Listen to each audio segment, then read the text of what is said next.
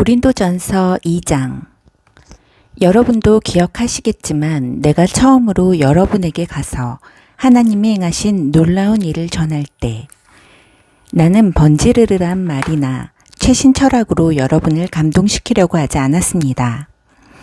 오히려 나는 쉽고 분명하게 전하려고 노력했습니다. 처음에는 예수가 누구이신지를 전했고 그 다음에는 십자가에 달리신 예수가 어떤 일을 하셨는지를 전했습니다. 나는 그 일을 어떻게 해야 하는지 자신이 없었고 내가 그 일에 적합하지 않다는 것을 절실히 느꼈습니다. 더 솔직히 말씀드리면 나는 몹시도 두려웠습니다. 내가 메시지를 전할 때 여러분이나 다른 누구에게 감동을 주지 못한 것은 그 때문입니다. 그러나 메시지는 결국 전해졌습니다. 하나님의 영광, 하나님의 능력이 그렇게 한 것입니다. 여러분의 믿음의 삶이 나나 다른 누구의 지적이고 감정적인 화려한 말솜씨에서 비롯된 반응이 아니라 하나님의 능력에서 비롯된 반응인 것이 분명해졌습니다. 물론 우리에게는 하나님의 지혜가 풍성합니다. 여러분이 확고한 영적 토대 위에 서기만 하면 여러분에게 그 지혜를 넘겨드리겠습니다. 그런데 그 지혜는 대중적인 지혜도 아니고 고임금의 전문가들이 선호하는 지혜도 아니고 한두 해가 지나면 시대에 뒤처지고 마는 지혜도 아닙니다.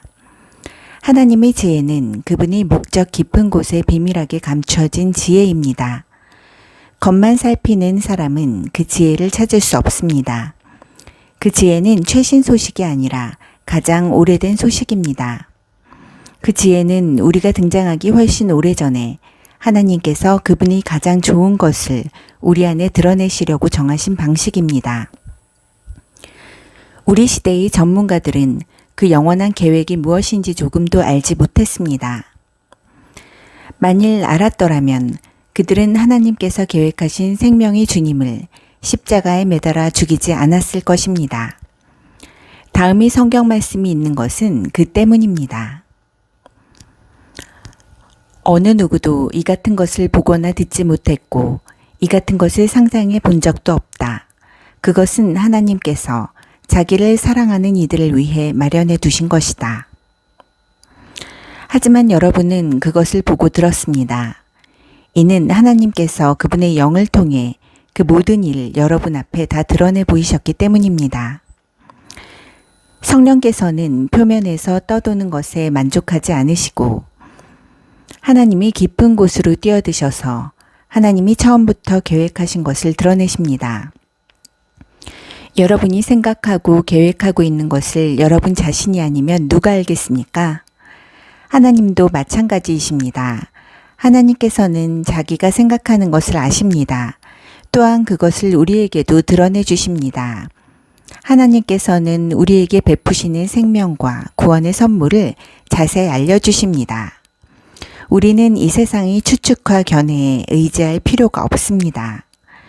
우리가 이 사실을 아는 것은 책을 읽거나 학교에 다녀서가 아니라 하나님께 직접 배웠기 때문입니다.